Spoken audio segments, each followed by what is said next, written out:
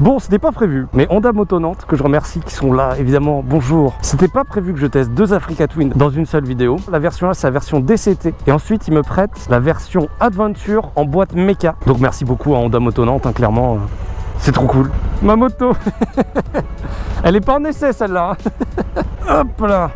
Oh, putain, j'avais oublié à quel point c'était haut. C'est une version DCT. Donc DCT, ça veut dire quoi? Ça passe la vitesse tout seul. On peut quand même les passer à la main. Il y a un plus et un moins. On a maintenant un écran tactile. C'est n'importe quoi. Il va y avoir beaucoup d'informations. Et c'est ça qui va être très drôle. Hop, première. Le but, c'est pas non plus de vous submerger avec les informations. Le but, c'est de m'amuser et de vous montrer comment est-ce qu'on s'amuse avec ça et quels sont les ressentis qu'on peut avoir. Est-ce que c'est une bonne moto? Parce qu'on est quand même sur quelque chose qui est un peu plus cher que l'ancienne. Alors à savoir que j'avais déjà testé l'ancienne version de l'Africa Twin et du coup je vais pouvoir un peu vous donner un ressenti par rapport à cette nouvelle version qui a plus de puissance, qui est plus chère, qui a des meilleures suspensions, qui a un nouvel écran, qui a pas mal de choses comme ça. Bonjour. Attendez. Pardon. Hop, on passe en manuel. Donc là, allez, c'est moi qui passe les vitesses. Ah, je préfère. Donc moi, ce qui m'intéresse aussi de savoir, c'est qu'on a une augmentation. Salut. On a une augmentation de pas mal de choses sur cette moto. On est passé de 95 à, si je ne me trompe pas, 105. Est-ce qu'on a vraiment un ressenti? Est-ce qu'on va plus avoir un ressenti de plus de coupe? Est-ce qu'on va avoir un ressenti de moto vraiment plus puissante?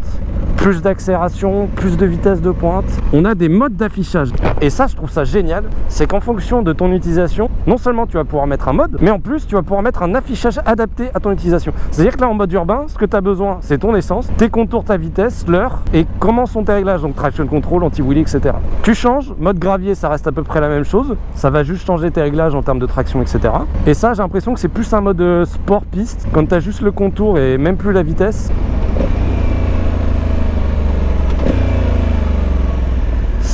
Très agréable le passage de vitesse quand même, il faut se le dire. Je vous avoue que la boîte DCT, là je viens de me repasser en DCT, c'est un peu plus confort dans des situations de bouchons où tu dois tout le temps passer des vitesses. Je ressens absolument pas de différence par rapport à l'ancienne en termes de poids, en termes de maniabilité. Elle est toujours aussi agréable à conduire et c'est vraiment un atout, ça la rend super agréable. Ah merde. Oups.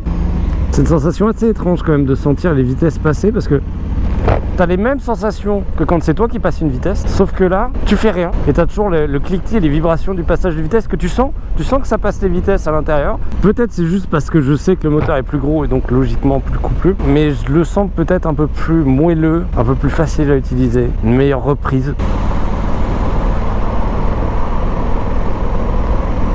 Ah! D'accord. Bah non, vous avez vu ce qu'il a fait? Mais il ira pas plus vite comme ça, je suis en moto, mec, au prochain feu, je te rattrape. Êtes-vous prêts pour le pouce bleu des familles qui va arriver au feu rouge pour cette camionnette de commercial qui est beaucoup trop pressée, qui n'arrête pas de coller la voiture qui est devant lui et qui ne va pas plus vite parce que regarde les bouchons. Donc on va ralentir à sa hauteur et on va lui mettre un gros pouce bleu. D'ailleurs, n'hésitez pas à mettre un pouce bleu sur cette vidéo si elle vous plaît. Pouce bleu. Je suis un gamin, mais il faut. Les appels de phare sont au-dessus, là. C'est pas derrière, c'est au-dessus. Je la trouve super agile, là. Je la trouve extrêmement agile. Mais vraiment, beaucoup. Là, j'ai juste fait des droites-gauche. Waouh! J'ai pas le souvenir que l'ancienne Africa Twin soit aussi légère dans ses mouvements. On est également très bien protégé en termes de vent sur cette Africa Twin. Alors évidemment, j'ai la bulle courte, donc ce qui fait que je me prends pas mal de vent dans la gueule. Mais en termes de bas, je sens vraiment au niveau des mollets que j'ai du vent. Les pieds vont très bien et le haut du corps, jusqu'on va dire le cou, est extrêmement bien protégé. On sent pratiquement rien. Petit test d'accélération. Oh putain! Oh la vache! Mais c'est violent! C'est quoi ça? Oh la vache! Oh la vache! Mais je la reconnais pas du tout, la petite Africa. Sur l'ancienne, disons que ça accélérait, mais on restait sur quelque chose de gentil. Et là, j'ai l'impression que c'est devenu méchant. Oh la vache! Wow! Wow! Oh, c'est trop bien! Oh, les sensations! Mais je pensais pas retrouver ça sur une Africa Twin, moi. Je vais être totalement honnête, hein. Je ne la reconnais pas. J'ai essayé pourtant l'ancienne version avec l'ancien moteur. C'était rigolo, mais en accès, j'avais pas vraiment de sensation. Ça accélérait, hein. C'est quand même un 1000 de 95 chevaux, mais eh ben là, là c'est bon, c'est même plus que ce à quoi je m'attendais. On va juste se mettre là, un mu, au hasard. Vraiment, Le bruit, je trouve un peu plus rauque. Ça pète beaucoup plus. Oh, c'est tellement bien. Oh là. Ça, c'est ce qui est bien sur les Africa Twin, c'est qu'en peau d'origine, le bruit... Alors, ça risque d'être un peu mouillé. Oui, mais bon. Et ça m'avait manqué. Ah oui. Alors, attendez, on va se mettre en mode gravel. Gravier. Oh, ça glisse déjà. Je vais juste faire 2-3 photos.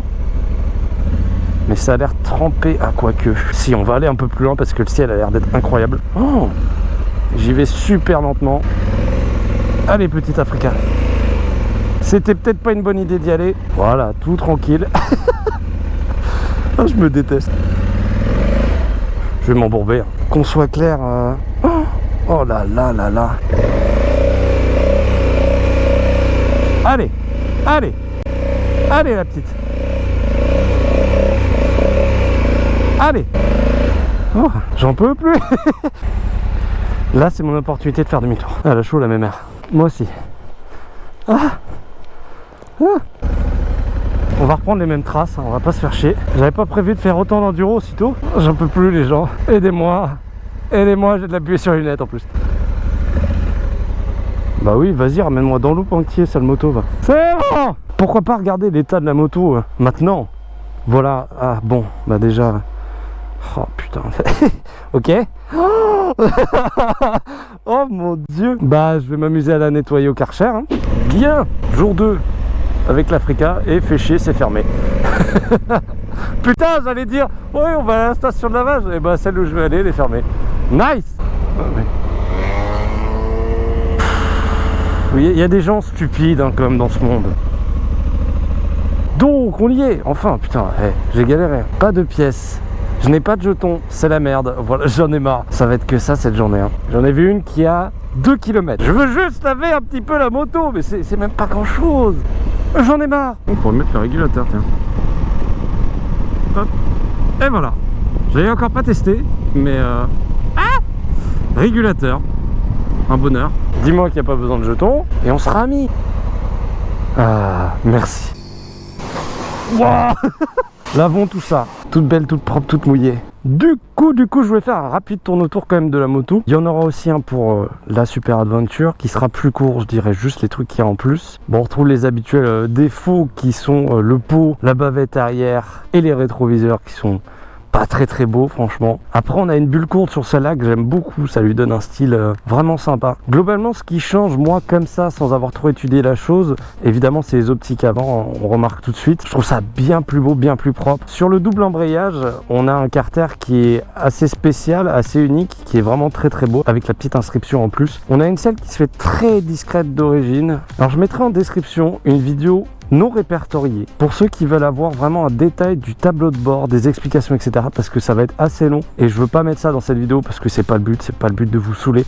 Mais si vous voulez plus d'infos, description là. Du coup on va pouvoir brancher son iPhone sur la prise USB qui est présente pour notamment activer l'Apple CarPlay qui nous permet d'avoir son téléphone directement sur l'écran. On a une très belle sonorité d'origine, encore plus belle que celle de l'ancienne Africa Twin, ça pétarade, ça fait vraiment un très beau bruit, une Africa Twin d'origine.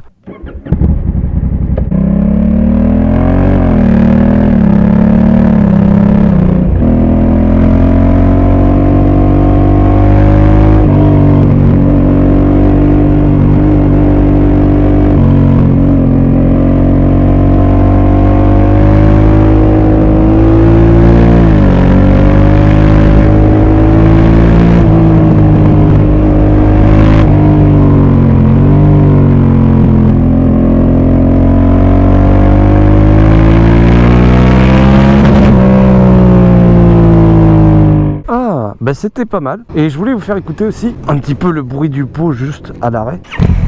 Écoutez-moi ça. Oh là là, c'est génial.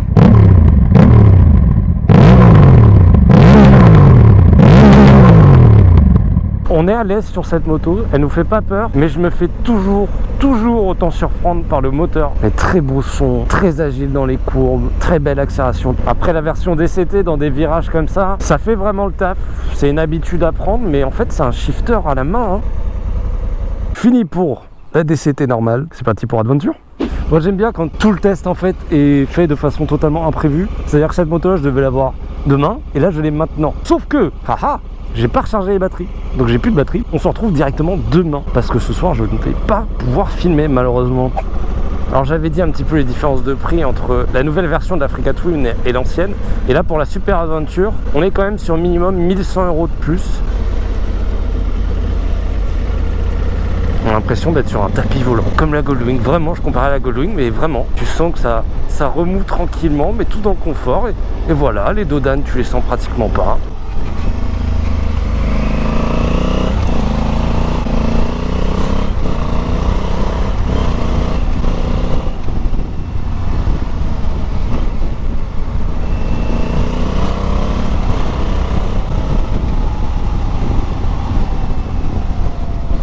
Tellement joueuse comme machine.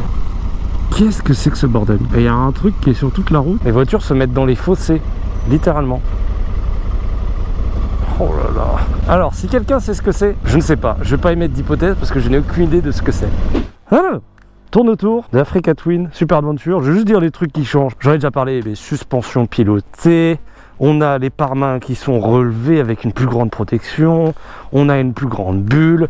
On a aussi des pneus qui sont tubeless, donc pas chambre à air. On a une stèle qui est un peu bleutée, qui est plutôt sympa. On a un carénage qui change, avec un réservoir plus gros et qui est beaucoup plus joli, je trouve. On retrouve des poignées avec un support directement top case, support de valise qui sont directement dessus. Et en option... Au secours, au secours. Et en option, on a... les top cases, il y a des sacs d'intérieur et sacoches de réservoir.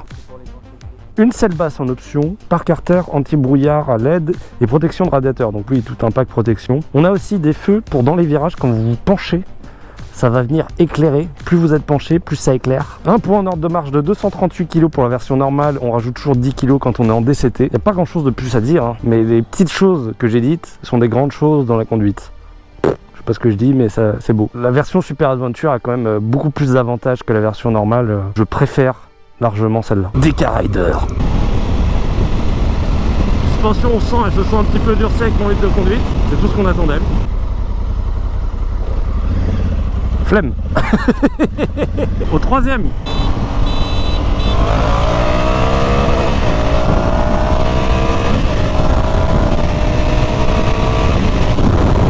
Je le nique quand même un petit peu. Je veux voir la différence en accélération. Moi c'est une Super Adventure 2020. Lui c'est une normale 2017. Et je le bouffe un petit peu. Mais au final il n'y a pas une énorme différence. Ça se prend quelques mètres toutes les secondes quoi. C'est pas énorme.